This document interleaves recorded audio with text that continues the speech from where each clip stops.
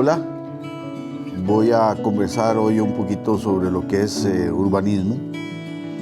Y conversar sobre urbanismo significa tocar un tema que mucha gente conoce, que mucha gente discute, que mucha gente hace, pero en este caso vamos a enfocarlo un poquito hacia ese bienestar e innovación, que es el tema general de este congreso, a que nos han invitado a ustedes y a mí. Y específicamente un poquito sobre lo que es ciudad y territorio, tratando de ejemplarizar un poquito qué significa eso. La otra cosa que me gustaría decir es que lo que yo converse es una posición personal muy ligada a la tarea profesional que yo he ejercido, tanto desde el punto de vista de arquitectura como desde el punto de vista de docencia, y todo eso desprendido también de toda la experiencia formativo-académica que yo tuve hace algunos años y que he mantenido como una formación continua. Voy a tomarme la libertad de hacer mi charla con unas imágenes que traje para ilustrar un poquito más el sentido de esta conversación con ustedes. Y digo conversación porque tómenlo así como una conversación. No son condiciones fijas o ideas fijas, sino que lo que pretendo es conversar un poquito y crear un poco de reflexión en todo sentido. Muchísimas gracias. Voy a empezar a proyectar entonces mis imágenes. Muchas gracias. El urbanismo es una acción constante en la ciudad, como lo dice este rotulito que le puse a mi charla. En el caso de este momento, lo voy a enfocar como desde la obra arquitectónica y para el ciudadano, haciendo una diferencia, como lo ven ahí, entre ciudadano y peatón. Para mí, peatón es la persona que pasa por la ciudad y no se involucra en la ciudad, por decir algo en nuestro medio. Una persona que viene de San Miguel de Desamparados, cogió un bus, llegó al centro de San José, atravesó la ciudad, tomó otro bus para irse a trabajar a una zona industrial en Alajuela, en Heredia o en cualquier otro lugar. Mientras que el ciudadano es aquella persona que vive un poco más la ciudad, que participa un poco más de la ciudad y que practica hacer ciudad. Y es ahí donde se enfoca el verdadero urbanismo. Por lo tanto, no es una información urbanística lo que siempre se da si vemos esto así, ni tampoco es una intervención aislada siempre el urbanismo. Hay que saberlo entender, hay que saberlo ver, como ejemplarizo con esta carita de esta fuente. Primero que todo, me parece que es importante cuando uno es arquitecto que uno tiene que hacer un análisis exhaustivo desde el punto de vista urbanístico y no simplemente de la obra arquitectónica.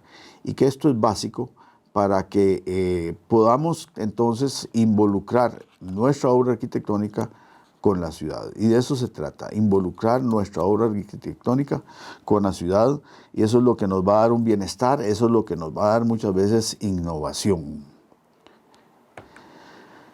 Y eso se hace en todas las oficinas del mundo, en oficinas importantes. Aquí vemos, por ejemplo, una imagen, esta de acá.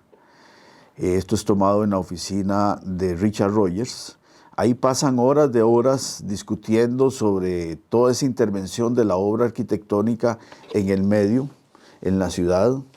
Incluso una oficina como la de Rogers tiene varios paradigmas o varias premisas o varias condiciones que tiene que cumplir su edificio, y una de ellas es que el edificio tiene que aportarle al espacio público.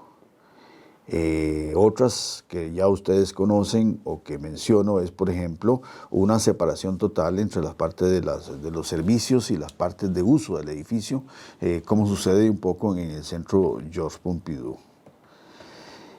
Esto debe de manejarse entonces el ambiente del edificio, el ambiente de la obra arquitectónica, desde un análisis de sitio, buscando espacialidad, buscando temporalidad, buscándole un sentido público a la obra arquitectónica.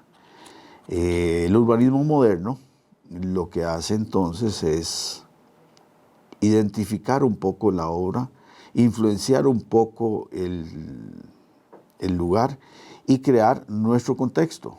Es así como entonces muchas de las buenas obras arquitectónicas modernas hacen un contexto dentro de la ciudad y le van dando personalidad a la ciudad. Esto empezó desde el siglo antepasado, a mediados del siglo antepasado. Un clásico ejemplo es lo que hizo el Plan Haussmann en la ciudad de París, que movió todo el centro de la ciudad, creándole este tipo de anillos siempre dirigidos hacia puntos específicos, especiales dentro de la trama de la ciudad. Abrió algunas vistas, abrió algunos panoramas, abrió algunos centros y produjo algunos ejes, como este que está acá, que es un eje muy interesante e importante que parte desde el centro de la ciudad, donde está el Museo del Louvre, y hoy día se va hasta la Defensa, que está más o menos acá, o el distrito de la Defensa, y desde acá hasta acá tenemos una distancia enorme, es una distancia que cerca de los 9 kilómetros de distancia, donde hay una relación en todo el espacio de la ciudad, o en esa vista panorámica de la ciudad, o en ese eje de la ciudad. Y por supuesto hay etapas o hay descansos en esos 9 kilómetros, y uno de ellos muy importante es este sector del Arco del Triunfo, como también un lugar donde se tejen una serie de otros ejes en la ciudad que se amarran con otros puntos interesantes e importantes de la misma trama de la mancha urbana de la ciudad de París. Y eso lo que le da es el amarre que uno siente, o la vivencia que uno siente, o la integración o la apropiación que uno siente de una ciudad como París, donde uno siempre ve a lo largo de sus calles, en los puntos, allá al final, algún hito, alguna referencia que siempre lo va llevando a uno de una manera pausada, de una manera coordinada, va creando ciudad, va creando territorio, va creando personalidad dentro de la ciudad. Y eso me parece que es determinante, y que a veces nosotros mismos en nuestras ciudades faltamos un poco de eso. Esta visión integral en tiempo conlleva también historia y espacio. Vean, por ejemplo, este ejemplo en este montaje acá, donde hay un edificio de los años 1700, al final de los años 1700, hay un edificio con alguna influencia haussmanniana, porque esto, digo influencia porque esto no es en París, esto es en Bélgica, y aquí se ve este edificio que es de principios del siglo pasado, del siglo XX, y este edificio que es muy actual, es de principios del siglo XXI, y vean como las tres arquitecturas, como los tres lenguajes arquitectónicos marcan su época, pero viven en un solo ambiente. Les hablaba hace un momentito de todo lo que es 1854 como el inicio del urbanismo moderno, pero pasa por una serie de etapas, y en este caso llega a todo lo que es el Arco de la Defensa en París, a lo largo de la ciudad, y uno siente toda una integración para el ciudadano, y por eso es que la gente sale a disfrutar, sale a caminar la ciudad. Eso es importantísimo, ¿verdad? Que la gente salga a caminar su ciudad. Y a veces pensamos de que con solo plantear árboles, o con solo plantear algunos banquitos, el ciudadano va a estar. No, la ciudad hay que pensarla para el ciudadano, y eso es algo que es vital. En el caso de París, a mí me gusta conversarlo mucho, bueno, porque tengo mi deformación, como digo yo, de esta ciudad. Es una ciudad que, gracias a Dios, pude conocer muy bien en mis tiempos de estudiante y posteriormente. Y tiene una serie de vivas estancias, de vivos ejemplos de lo que es lo que les estoy conversando.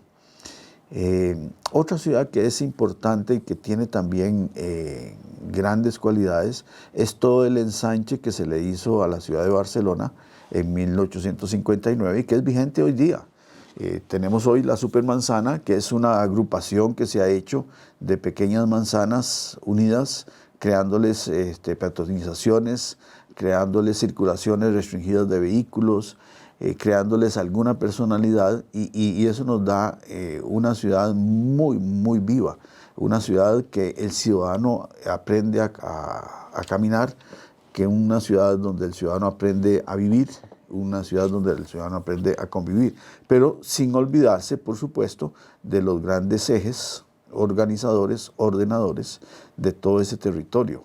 Este eje de acá se va extendiendo casi por este sector de aquí hasta el aeropuerto y son, no sé, como una distancia como entre San José y, ¿qué les diría?, más allá de Paraíso, o podría ser desde Alajuela hasta Paraíso, en una sola línea de desarrollo de la ciudad, lo cual le da una integración y lo cual hace que la ciudad se sienta como una sola.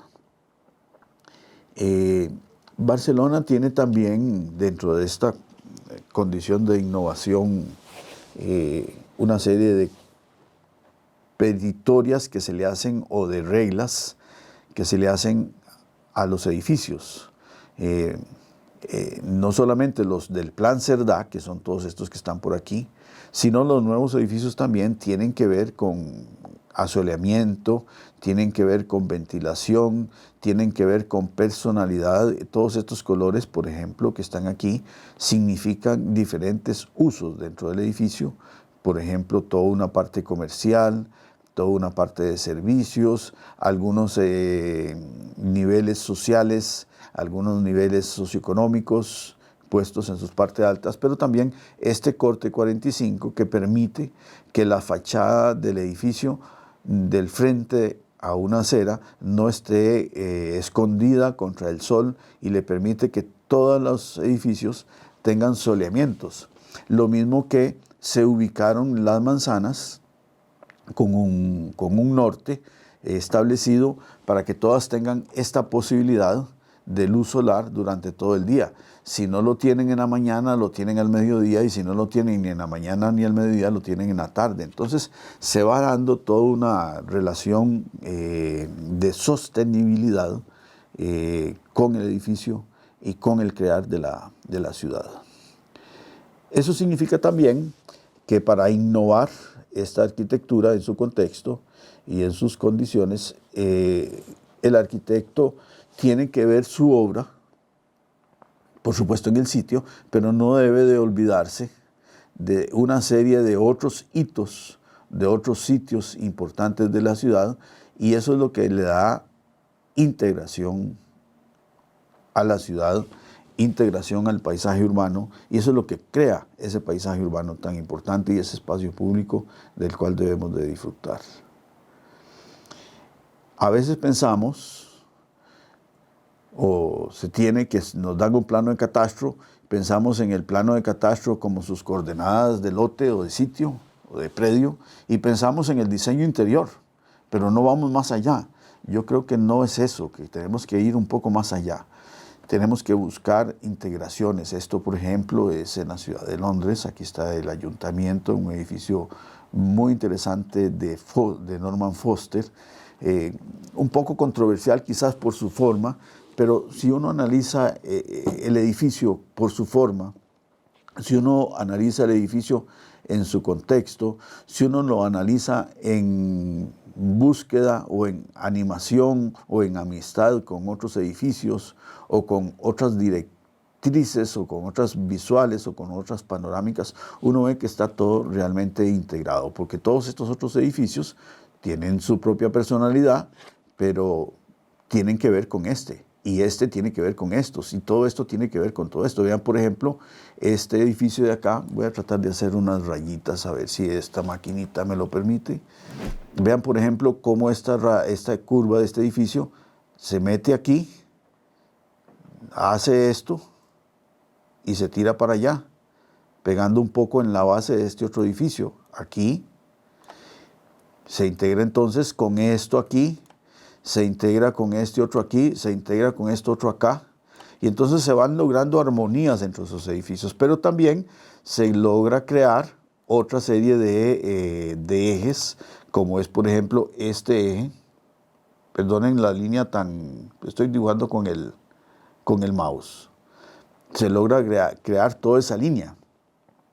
Pero además de eso, todos estos mismos edificios que están en los alrededores, a ver, llevémoslo con amarillo, crean estos espacios que vienen hasta acá, o este otro que viene por aquí y viene hasta acá, o este otro que viene acá, y este otro que viene acá, y este otro que viene por aquí, y este otro que viene aquí, que viene acá. Casi que yo me atrevería a decirles que todo esto lo que trata de buscar es un poco lo que hacen las nervaduras de una hoja para crear esa integración de un sitio.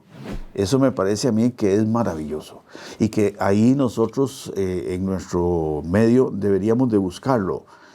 A veces pensamos nada más que en la obra arquitectónica aislada y no buscamos esto que yo acabo de dibujar aquí y que se ve en Londres. Y se nos dan ejemplos como este. Ya uno ve por qué en mi imagen anterior, que ya borré desgraciadamente, hay toda una relación con aquel mástil o con aquella torre del puente de Londres, del puente de la Torre de Londres, ¿verdad? Y ahí se ve un poco la base del edificio de Foster. Esto es un poco más hacia adelante y se logra una gran integración de esto. Aquí también es un ejemplo que yo uso mucho cuando converso con los estudiantes. Hay cosas maravillosas. Por ejemplo, esta curva que se viene aquí y se amarra con esta otra. Entonces se logra integrar el paisaje. Voy a borrarlo y la vuelvo a hacer. ¿La ven? Y ahora veámoslo otra vez.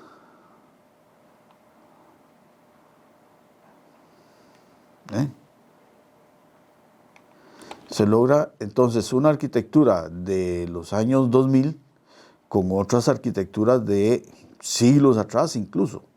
Entonces se hace toda una integración de la ciudad en su paisaje, se hace toda una integración de espacios y se hace todo un lugar donde la gente sí puede entonces ir a caminar y vivir un poco en la ciudad, apropiarla, como les decía al puro principio de mi conversación con ustedes hoy.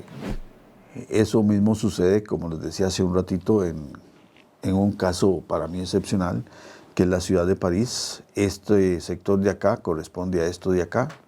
Este es el Museo del Louvre y desde aquí hasta allá hay más o menos 9 kilómetros. Entonces logran tener integraciones de arquitecturas muy modernas, de arquitecturas muy tradicionales de una ciudad como París, todo lo que es lo haussmanniano. Esto es a través de los Campos Elíseos, donde hay en medio algunos otros elementos que van atravesándose. Esto es por donde está el Palacio de Congresos. La foto fue tomada desde el Arco del Triunfo, que es más o menos en este sector de acá. Y tenemos la vista hacia el otro, hacia la parte trasera de esta, hacia la espalda de esta foto, que es todo lo que es la Plaza de la Concordia, los Jardines de las Tullerías, y muere esta perspectiva en la pirámide de Pei, en el museo. ¿Qué es esto? Este es el museo en diferentes épocas, en el año 55, el año 75, y hoy día tiene una integración de esta manera. Vean cómo estas fotos plantean lo siguiente. Hay una integración de línea de formas de este edificio que está atrás, que es un edificio que tiene influencias desde los años, bueno, se han encontrado influencias desde el año siglo IX. Claro, este edificio no es del siglo IX, pero hay vestigios debajo de él del siglo IX, pero esto es un edificio que tiene influencias napoleónicas, años 1700, 1800. Y vean cómo se plantea esta integración con lo que es la pirámide o la cúspide de la pirámide, continúa por el centro de la pirámide, se agarra o se amarra con otros elementos del paisaje que acompaña la pirámide de Pei y sigue y dan una armonía absoluta. Esta foto también lo evidencia todavía más, donde tenemos este detalle capitel de estos arcos que se amarran con el edificio que está allá, con la pirámide y con el centro de la base del pasillo.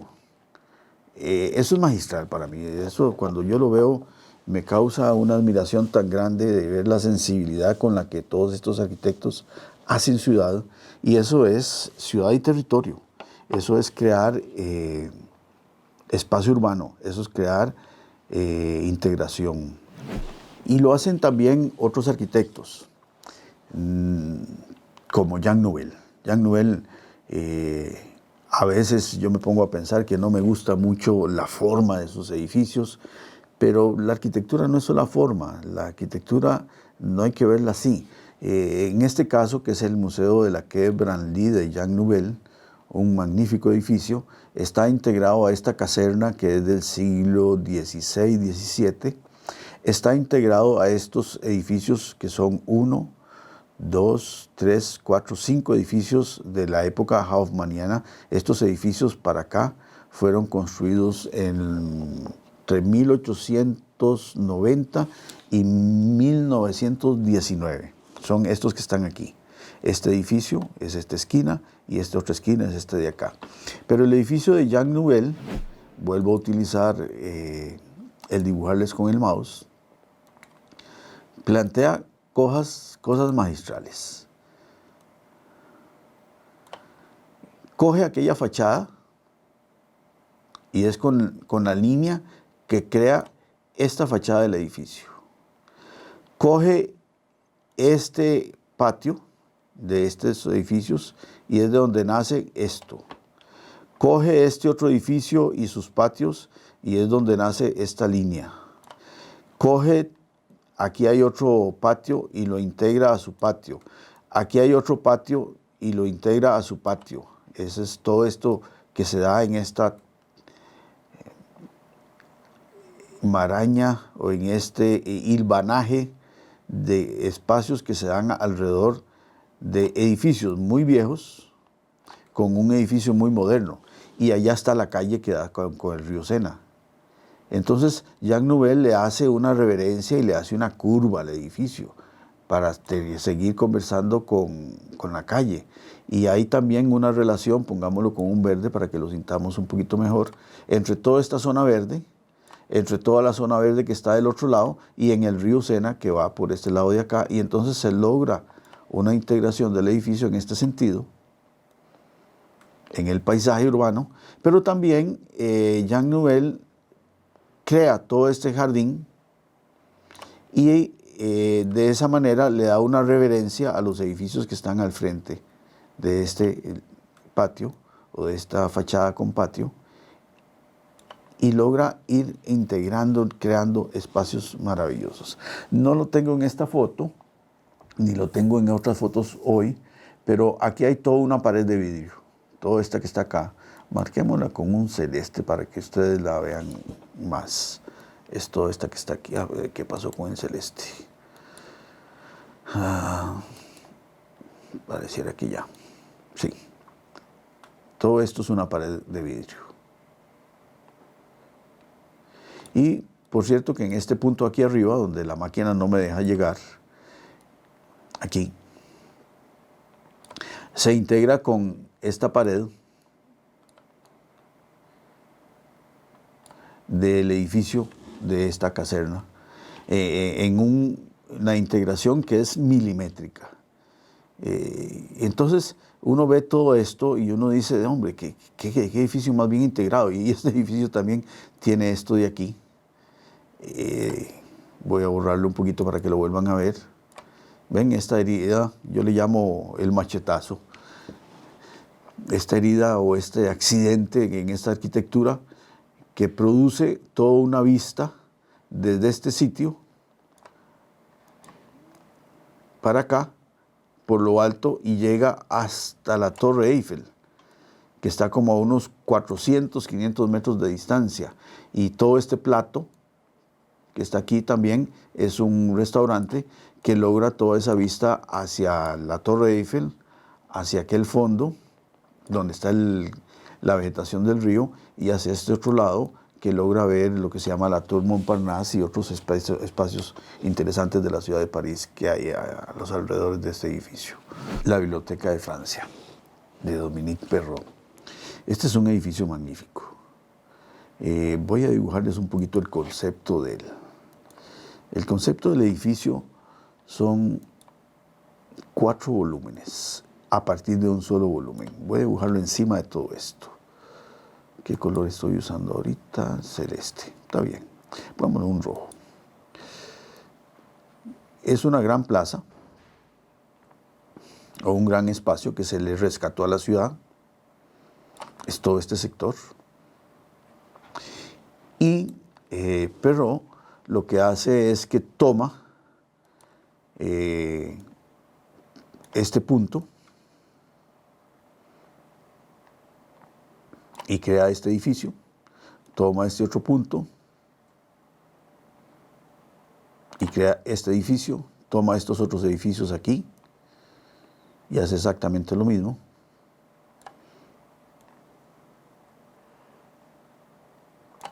Y además de eso, deja abierto todo el centro. Es un edificio que tiene esas posibilidades de forma, pero lo más importante es el concepto. Se abre, véanlo como se ve en esta foto, hacia esta pasarela que se creó, es uno de los puentes más nuevos que tiene la ciudad de París, pero se abre hacia todas aquellas edificaciones que están cerca de la Plaza de Italia, y hacia la parte de atrás, hacia la espalda donde está tomada la foto, está todo un parque nuevo que se llama el Parque de Bercy, donde el edificio logra integrarse a través de esta transparencia y también lo logra en este otro sentido, ¿verdad? Y dejo esto porque estos también son increíbles. Bueno, cada uno de estos representa un libro. Dibujemos, voy a tratar de dibujar un libro con mi mouse.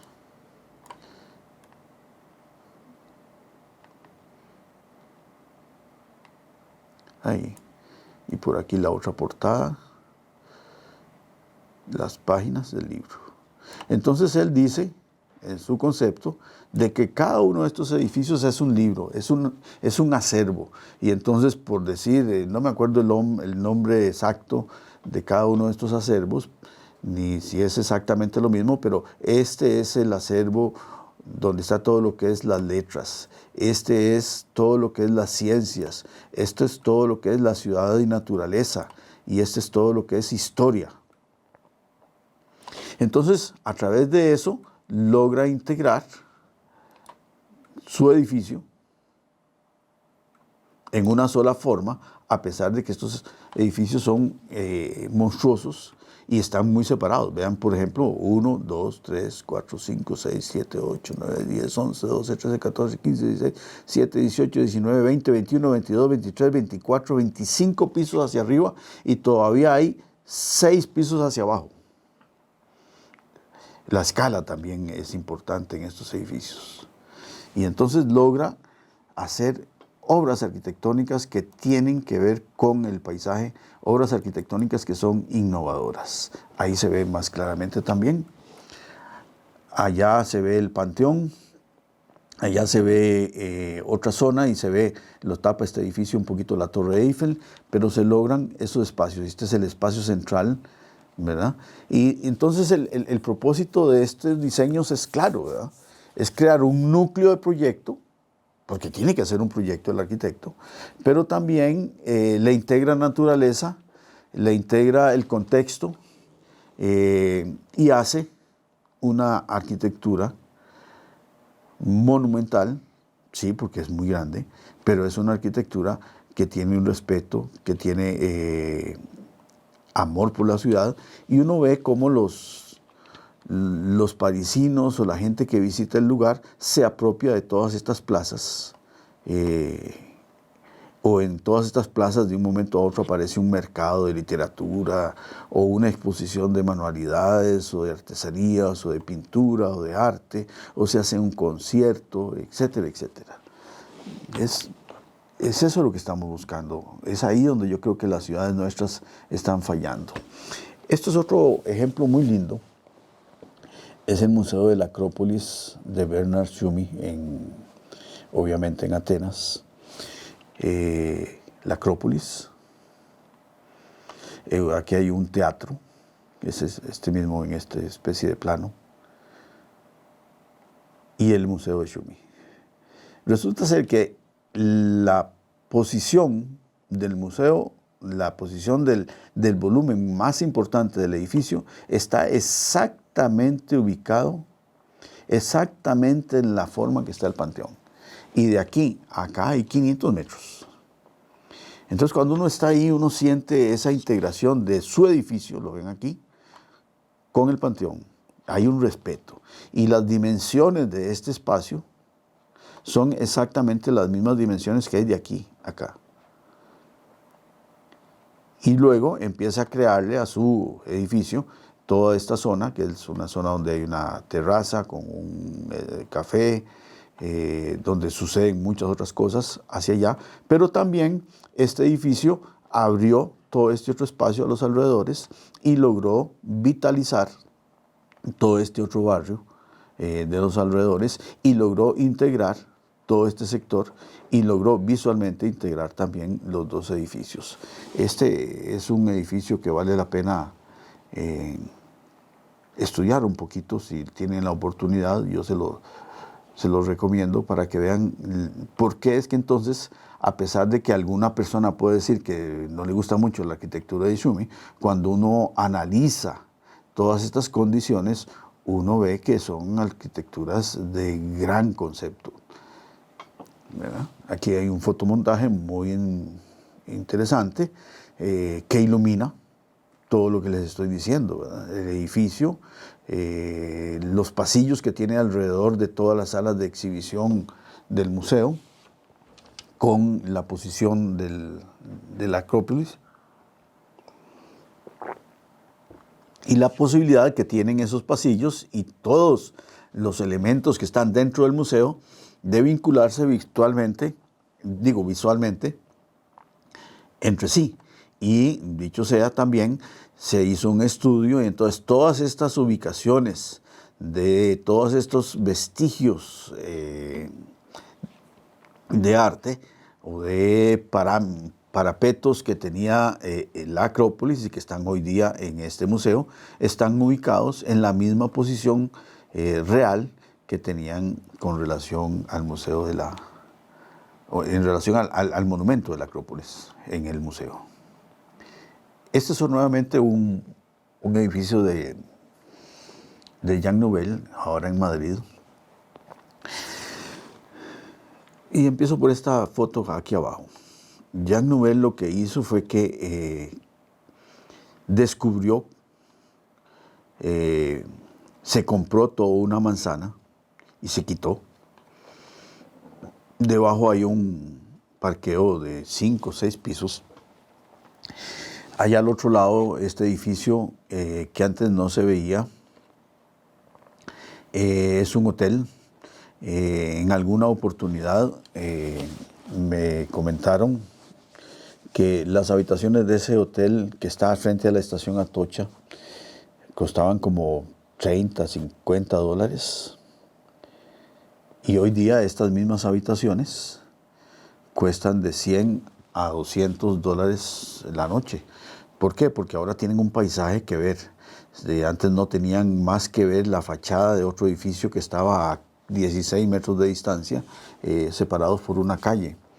Y ahora también el Conservatorio de Música, desde donde fue tomada esta foto, de España, tiene todo este ámbito y aquí se han hecho conciertos. La gente llega y se apropia de los elementos del paisaje urbano, del mobiliario urbano. Se crean sombras, acordes. Estos árboles, por ejemplo, se van cortando de tal manera de que van dejando ver las zonas de abajo que son comerciales. Se crean cafés que toman la terraza. Se hace espacio urbano.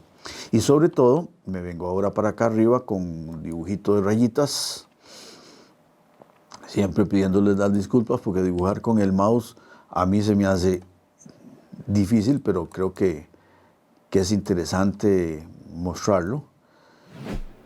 Este edificio coge la altura de estos otros edificios y la plantea aquí.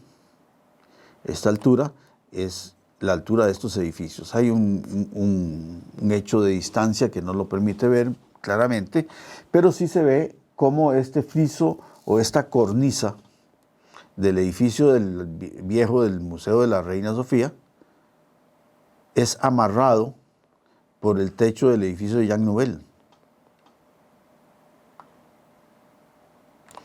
Aquí, la distancia que hay de aquí a aquí es como de 60 centímetros, pero el cambio de nivel entre este edificio y el otro no es de centímetros, es exacto. Entonces se logra toda una integración de un edificio muy moderno con un edificio no tan moderno. Este edificio es de principios del siglo XX. Algunas partes de él datan de más atrás, pero no tanto. Pero Jean Nouvel hace un edificio magistral en el momento en que logra todo esto que les estoy diciendo y hace una intervención magistral en este punto, ¿verdad?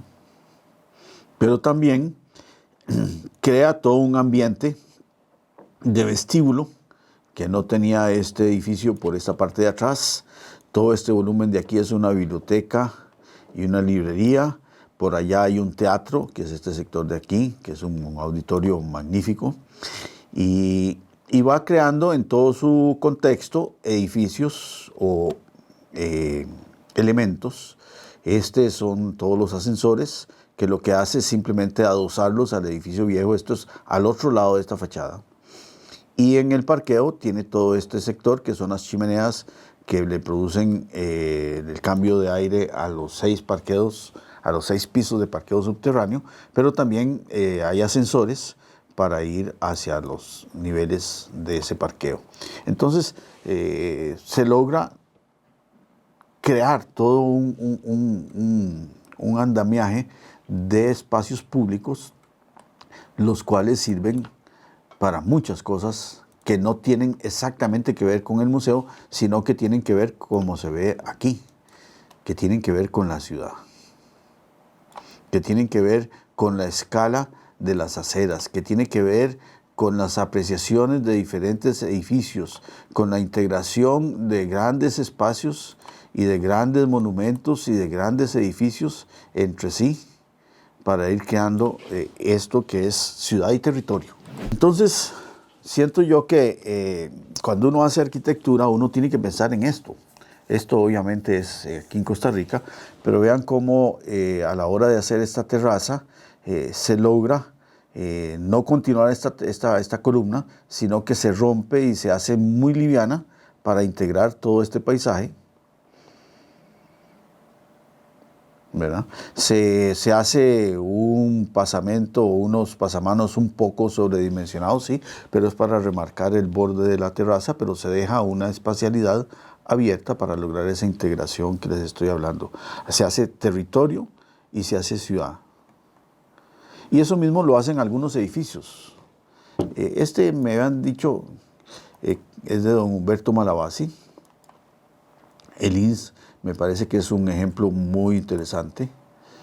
A veces lo vemos un poco grande del lado atrás, sí, porque está toda la escala del Barrio Amón y del Parque Bolívar, pero de este lado, este edificio es importante, por lo menos para mí.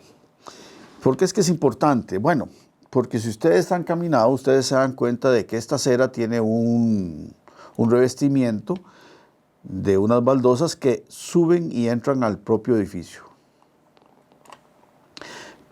Además de eso, las columnas del edificio que están aquí están puestas sobre esta terraza abierta al público, abierta a la ciudad, y no son ni cuadradas o no son ni de sección cuadrada ni redonda, sino que tienen una forma rara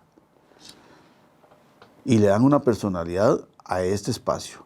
De un momento a otro se atraviesa la gran ventana del edificio con grandes paños de vidrio. Y entonces se logra coger todo el espacio exterior y meter al edificio. Pero también se vuelve un paisaje que es integrado al parque. Tenemos todo el fuste, tenemos todos los troncos, como son estos de aquí, y tenemos todo el fuste, todo el volumen del edificio. Entonces se logra una integración de esta manera.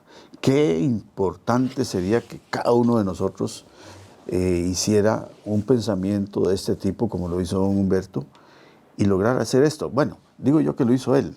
Quizás si don Humberto me lo topara, que ya no va a ser posible, desgraciadamente, fue un buen arquitecto, un gran personaje, diría que yo estoy hablando cosas que no son, pero la verdad es que sí son. Y aquí tenemos este otro, que es rápidamente de la Contraloría. Un edificio también magistral. A veces uno pasa por enfrente de él y hay un rayo de sol que se refracta y me pega en el carro o pega en el paisaje de la sabana. Sí, pues tampoco somos exentos de no cometer un error.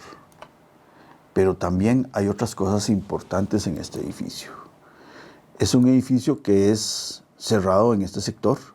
Esto es el sector oeste. Este es el sector sur. Pero de este otro lado, marquémoslo con un color más vivo, está la ciudad. Y la Contraloría es un volumen de control cerrado que ve hacia la ciudad.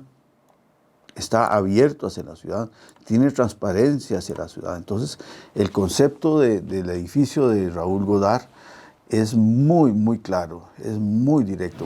Uno puede leer por qué el edificio es de esa manera. Ya ahora le pusieron unas verjas por aquí, pero cuando don Raúl lo hizo, a él lo que le interesaba era meter el espacio de la sabana acá y llevarlo hasta allá. Aquí se empezó a crear todo un ambiente importante de patineteros, que molestaron un poco a las autoridades del edificio de la Contraloría, pero qué bonito era ver esos muchachos ahí jugando, interactuando dentro de la ciudad a partir de un espacio público creado por el edificio. Este otro, de don Orlando Sotela, es el edificio del ICE. Y yo siempre digo que lo que hace el edificio del ICE es abrazar con esta curva hacia acá y hacia acá y hacia el frente lo que es el espacio de la sabana. Cuando se hizo esto, el espacio de la sabana era un aeropuerto de avionetas, ya no es el aeropuerto internacional nuestro. Pero también vean que esta fachada, que es la fachada norte, es la más larga y es muy abierta. y permite que la fachada larga esté hacia donde mejor iluminación, hacia donde mejor luz tenemos. Pero el edificio es muy cerrado aquí y aquí, que es hacia donde tenemos el sol de la mañana y el sol de la tarde. Y le produjo una separación a través de unas especies de parasoles y de un distanciamiento de las oficinas aquí para lo que es el sol al mediodía. Entonces uno ve el edificio, uno pasa por ahí al frente y quizás no lo siente, pero cuando uno empieza a analizar todo esto,